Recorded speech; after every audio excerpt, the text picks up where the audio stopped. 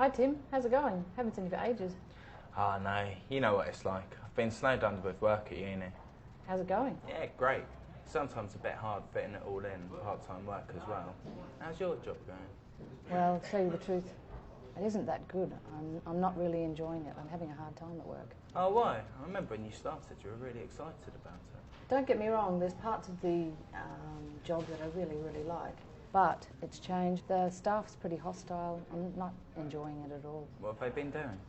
Well, when I first came, it was quite good. They were really friendly. They set me up in a good place in the centre of the office. There was people talking to me.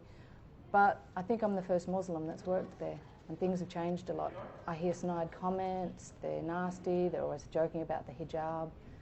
It's just not nice. Have you put in a complaint? I have put a complaint in, but nothing much has happened. Seriously? Have you put in a grievance? It's the company that's responsible for the behaviour of its employees. I didn't really know that much about all the policies and training, but I have put a grievance in, but I don't think anything's going to come of it. Oh, that's awful. The grievance is the first stage. It should make the company sit up, take notice, and take your claim a bit more seriously. It sounds like that hasn't happened. No, I think they've brushed it under the carpet. What do I do next?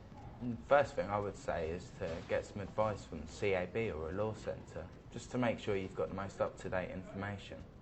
You have appeal rights against the first hearing. I will do that, but I think it's going to be a waste of time. That shows you've tried all avenues. The next stage would be making an employment tribunal claim.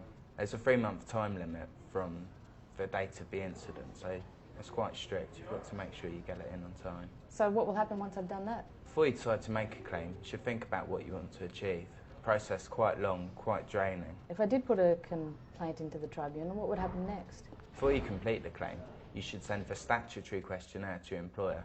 This will ensure that everything's in the open. So after I've done that, making sure I'm within the time limit, can I put a complaint into the employment tribunal? And is that the ET1 form? I think I've read Yeah, something that's about right. that. Again, I'd really urge you to get advice. This is the first step of the legal process. I'll think about that. If the tribunal decide that your claim's unreasonable or misconceived, they can order you to pay the other side's legal costs. That's why it's really important to get advice. So would it be a big court hearing in a courtroom at the tribunal? No, tribunals are usually in office-like rooms, but before that happens, your employer and ACAS will be sent a copy of your claim. Who's ACAS? They're the Advisory, Conciliation and Arbitration Services. Their job's to act independently and try and get the matter sorted before it reaches the courts. So there's a possibility that it can reach settlement before it goes to the tribunal? Yeah, that's right. How do you know all this? I'm a volunteer advisor, aren't I? I get people coming in with employment problems all the time. I've just given you a brief outline of what I know. You should pop by sometime. Yeah, I will. Anyway, looks like my turn to go in. I'll get the address details and the opening times, and I'll give you a call.